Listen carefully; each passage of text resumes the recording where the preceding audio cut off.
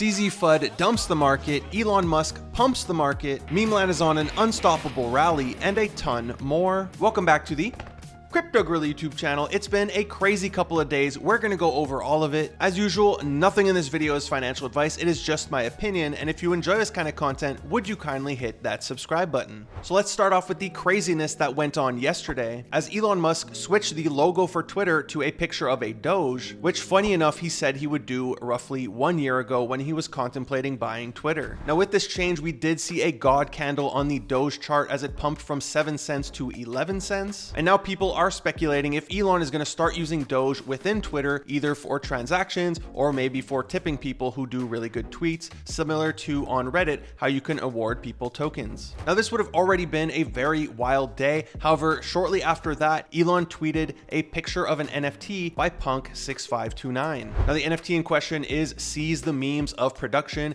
and it pumped from 0.6 Ethereum all the way to roughly 5. I know there was a sale of 8 Ethereum. However, when that sale happened, there were NFTs listed for roughly 4, so he pretty much just fumbled the bag and made a donation. Now, if you don't know this collection, it was very popular during the recent art meta, but since all markets move in waves, this collection had lost some of its traction. However, Elon Musk making a simple tweet not only pumped that NFT, but it pumped even the floor piece of this collection by roughly 3x. So it does pay to have notifications on for people like Elon Musk. Yes, you will get bombarded by a ton of tweets, most of which you probably won't really care about or get much value from other than a good laugh. But in cases like these, you have the potential to make thousands of dollars. So that was the major pump of the day on Twitter. We also had a dump of the day as there was some FUD around CZ and Binance. So if you don't know what happened, Kobe tweeted this series of letters and numbers, which if you put it into a hash decoder, it spat out Interpol red notice for CZ. Now, if you have no idea what this means, like I did, one of my team members, Michael, had the great idea of putting it into OpenAI to explain it to us like we're 5. And it basically means that one country is asking the rest of the countries to arrest somebody. And if they do, that country would then have to ask them to do extradition, which means they send him from the country of his arrest to the country that made the request in the first place. Now, if we look on Twitter, CZ is denying all this and saying it was just FUD, as well as if you look on Interpol's site, there does not seem to be a red notice, but there was a mini dump in BNB as well as in the crypto markets, as when news like this spreads, people get very scared. And of course, all this is based off of the recent news that CZ and Binance were being sued by the US Commodities Futures Trading Commission for ignoring US law. Now, if you did sell your crypto, I don't blame you. When news like this happens, it will always make the markets go down, especially if it's true and Binance and CZ were in trouble. It would definitely have very negative effects on the market. I don't know if China would extradite CZ. I know in the movie The Dark Knight, Batman had to go to China in order to get Lao because they said they wouldn't extradite one of their own. And yes, I do base my financial decisions on movies. So we covered the news. Now let's take a look at what's been going on in the wonderful world of NFTs. So first off, we finally got an estimation on when the Reddit Gen 3 avatars are going to be launching, and that is during the week of April the 10th.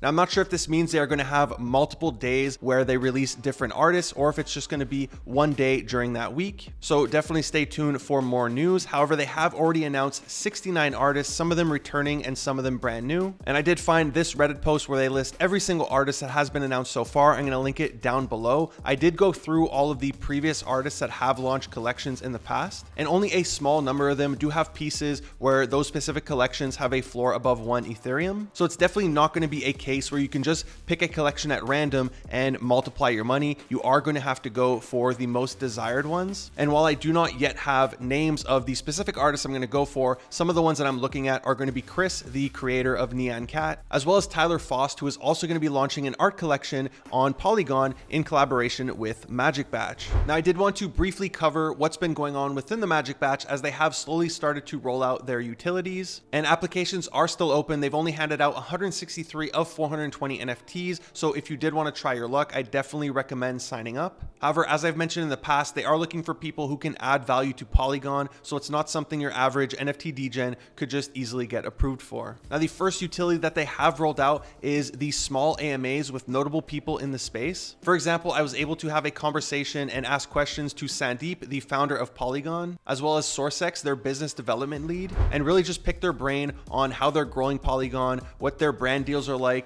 and their outlook on crypto, on NFTs, and the markets in general. So for me, that was really valuable. We also had an AMA about investment, and along with that, they opened up their investment arm, and we were presented with our very first early opportunity, which was a lending protocol on Polygon backed by some big people like one of the co-founders of Polygon, as well as the CEO and co-founder of Nansen. They also opened up Pitch Your Project, where you're able to present them an idea, and from there they can help you grow your idea. They can help you with a pitch deck. They can introduce you to investors and even prep you for meetings with those investors and help you with the fundraise. And the fourth utility is they have rolled out their project incubator. The first project that they're going to be incubating is Pluto. And not only do all Magic Batch holders get guaranteed whitelist for these projects, but as a holder, my private community, Gorilla Labs, is going to get guaranteed spots for this mint. Now, as I mentioned in the Reddit segment, they also announced that Tyler Faust is going to be launching a art collection on Polygon, and by default, all the Magic Batch holders are going to get whitelist for it. So in my opinion, a 0.1 ETH mint for this is a no-brainer, especially when they're already trading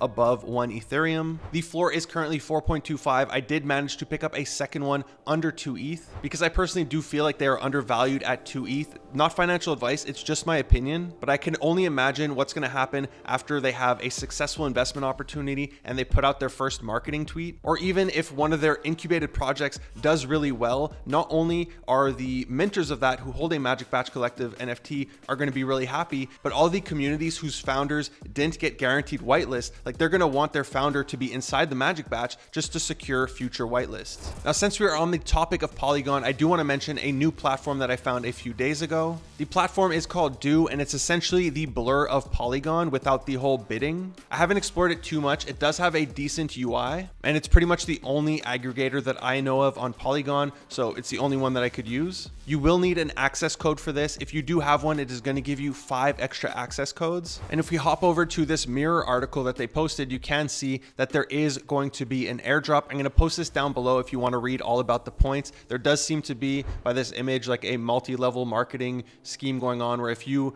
or not scheme, but that's the tactics they're using. Like if I invite somebody, or I can invite 5 people, every person that those 5 people invite, I'm going to benefit from that as well. And it is also based on volume. So I guess if you can try to invite whales who trade a lot, but I just invited my friends. Now they also partnered with Utes to encourage trading volume. And if you do trade a new Ute that hasn't been traded before, that was migrated over to Polygon, you will get an extra airdrop. So as more and more people find out about this platform, I do expect them to have more deals like this. And I'm always personally looking out for platforms that are going to give potential airdrops. Next up, Memeland has been pumping. And you know, it's funny, if I put Memeland at the beginning of the video, I get people like commenting like, oh, you're just trying to show your bags. And if I put it in the middle or at the end of the video, people complain like, oh, it should be the spotlight of the video. You should open up talking about this because it's important. Obviously, those people are holders of Memeland. So I can't win. This is where it's going in the video. There's no big news or anything. The news is that Memeland has been pumping, which is one of the reasons I put it in like 5 videos, because in my opinion, it was really undervalued. So Ray and Kyung's tactics have been working.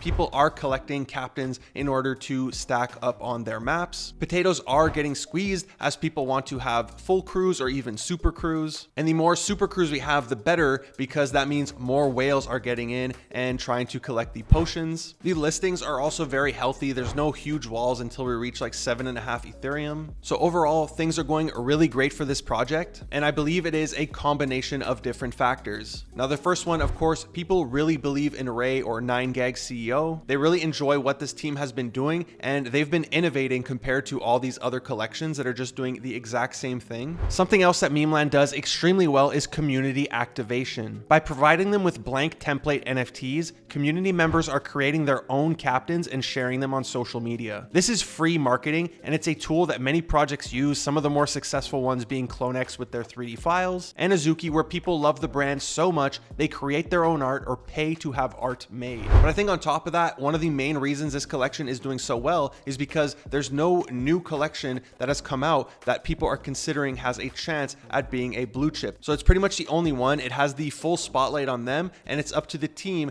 to continue capitalizing. Now, things aren't just sunshine and rainbows. We're not just going to moon to 20 ETH with no obstacles. We obviously still haven't had the full reveal of the art, which is insane when you think about it. This is the collection that has the longest delay before revealing their art. I personally stopped caring hearing about the reveal. I think many people have, and a lot of them are just focusing on collecting maps and are looking forward to meme coin. Now, in regards to the art reveal, they did tweet this on April Fool's. They mentioned it's not a joke, and here they say that you are going to be able to choose the gender of your captain. Now, I personally really like this idea because if you look at most collections, you'll see that the floors are often dominated by the female trait. And the reason for this is that most people in the NFT space are males, and we typically identify with our PFP, so most people want to have a male PFP. Other than that, the market's been a bit dry in terms of whitelist. I'd say 9 out of 10 projects that have whitelist, they're just a complete flop, or they're so over allocated that you don't really have a chance to get them in the first come first serve round. A lot of the attention has been on secondary plays and degen mints. Now, other than the degen mints, we did have 2 brand announcements. The first one was by Gucci in collaboration with Yuga Labs, and they did mention it was going to be both a digital and physical experience, which is exactly what we're getting. So essentially on April 6th at 6 p.m. they're going to have a 24-hour sale, although it's going to be first come first serve, and it's only going to have a supply of 3,333. So as soon as it sells out, the sale is done. And what you're going to be buying is a digital necklace either for your coda or your vessel, which eventually turns into the Mara. And this is going to be a permanent necklace on your NFT, which also means the vessels should be launching before April 6th. Now, those who do manage to mint this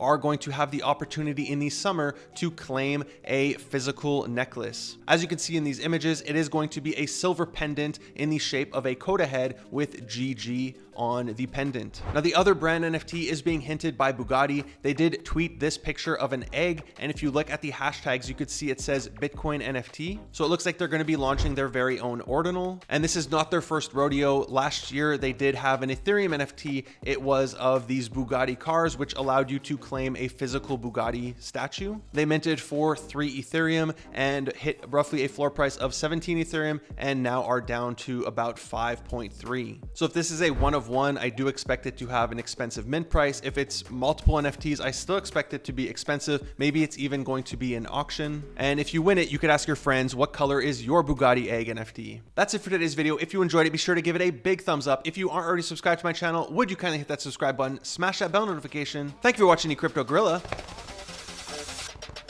Peace.